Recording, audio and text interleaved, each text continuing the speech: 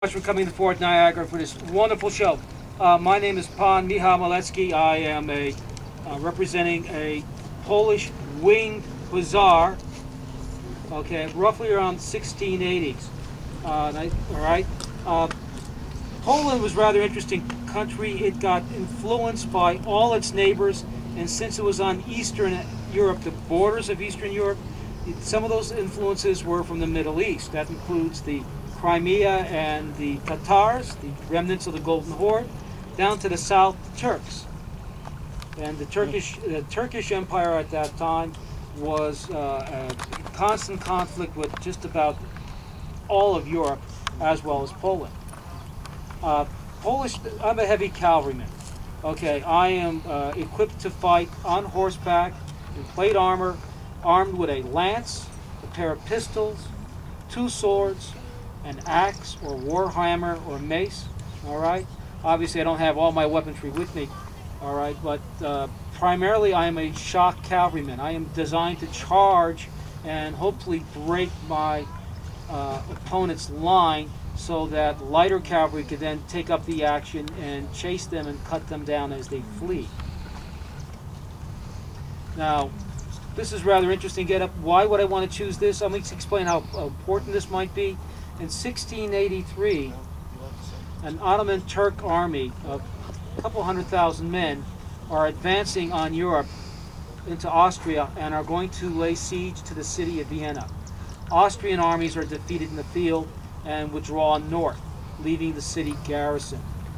The Pope, knowing that the Poles have had extensive knowledge in beating the Turks in open warfare, begged the Polish king, Jan Sobieski, to lead an army, okay, to the relief of Christendom. Because if Vienna falls, the rest of Europe is eventually going to fall. Maybe not right away, but within decades, okay, Europe would be conquered by the Turks. Jan Sobieski leads 20,000 of his countrymen, including 6,000 heavy cavalry dressed like myself, okay, joins the Austrian army, okay, in a pitched battle that lasts all day, that combined all arms. Infantrymen, like the gentleman you just saw, okay, artillery, and cavalry, heavy cavalry and light, they break the Turks at Vienna.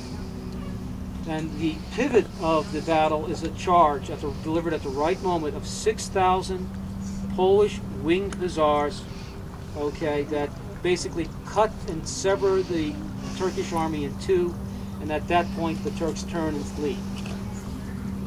It wasn't a pushover battle, it was a very tough, heavily fought battle.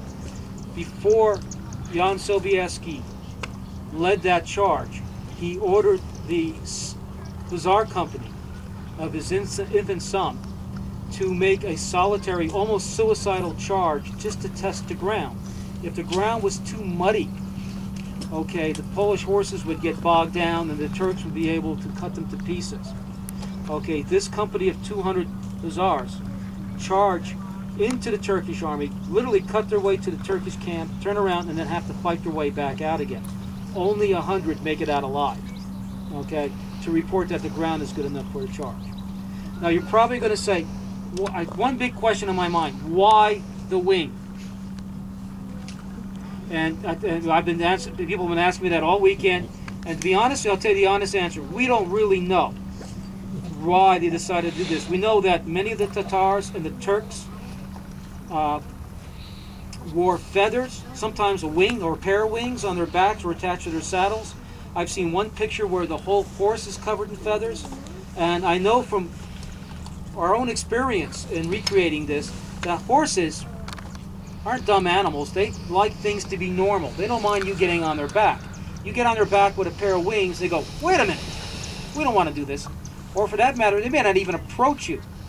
So you, sir, with the Notre Dame jacket, you are a German cavalryman, armed and well-trained with a saber and pistols on a good charger. You've been used to fighting all your enemies. All of a sudden, you come up against a Turkish rider who's got a pair of wings on his back, and your horse decides that it's not getting anywhere near there. Okay. Personally, I think by this point in history, most war horses have been trained to overcome this, and what the wings do is make you look imposing, terrifying. All right, you look larger than life. You got a man who's not only armed in plate armor, so he's generally proof against most edge weapons, okay, and probably bullets except at very close ranges, okay, but he's got a pair of wings on his back, he's covered in animal skins, and he's coming straight for you, screaming as he goes, and he has a 16-foot lance that's suddenly dipping and pointing right at your nose, and if you had any smarts at all, you'd turn around and run, which is what he wants you to do. If you have any questions, please come and see our camp, or as well as talk to the other reenactors. I'd like to thank you all. This has been a really great weekend for me. Thank you for coming forth, Niagara.